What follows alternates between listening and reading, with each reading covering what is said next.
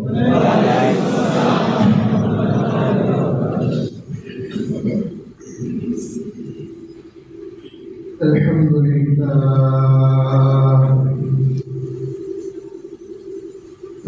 لله وكفى وسلام على عباده الذين اصطفى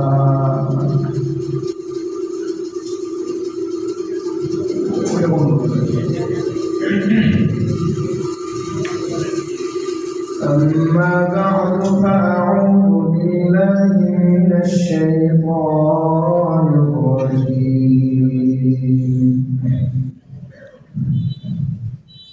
بسم الله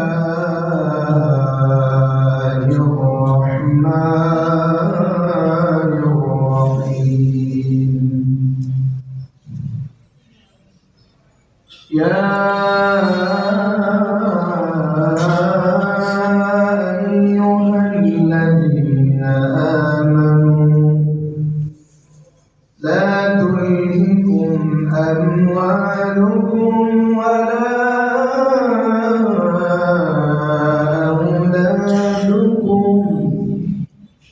ولا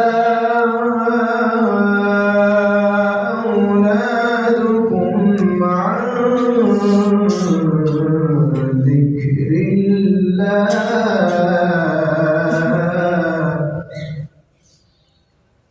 وقال النبي صلى الله عليه وسلم القيس من دان نفسه وعمل لما بعد الموت والعاجز من اتبع نفسه هواه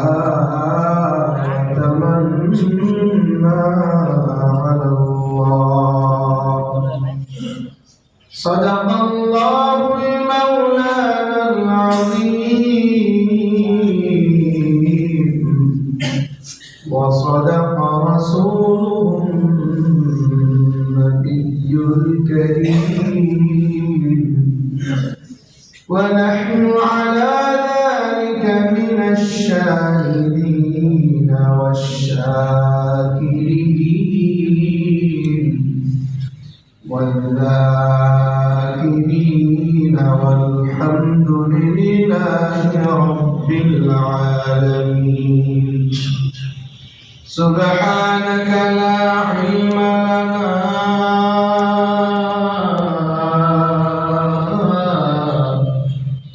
إلا ما علمتنا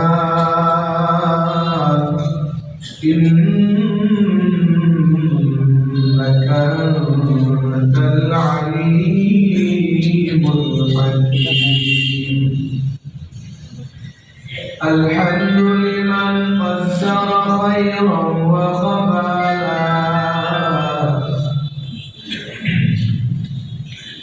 الحمد لمن قدر خيرا وقبالا والشكر لمن صور حسنه وجمالا والشكر لمن صور حسنه وجمالا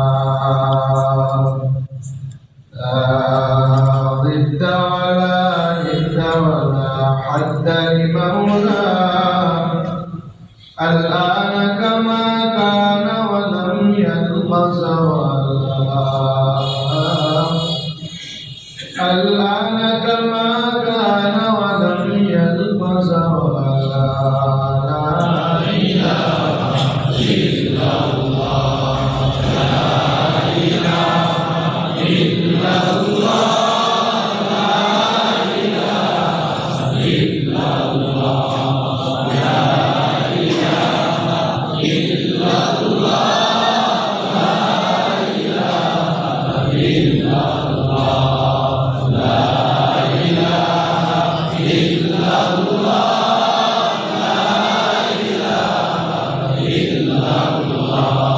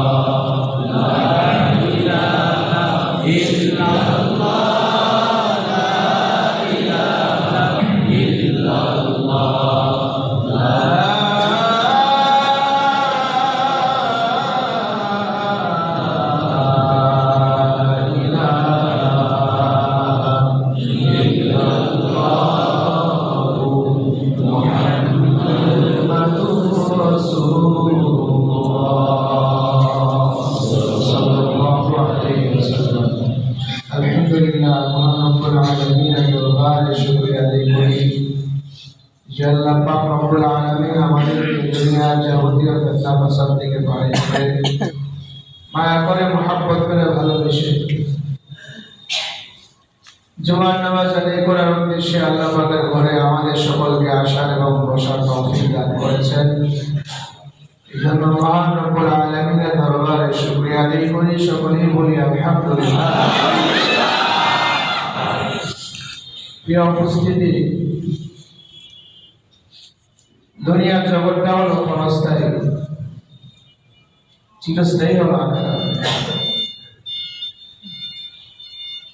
দুনিয়াটা হলো আমাদের জন্য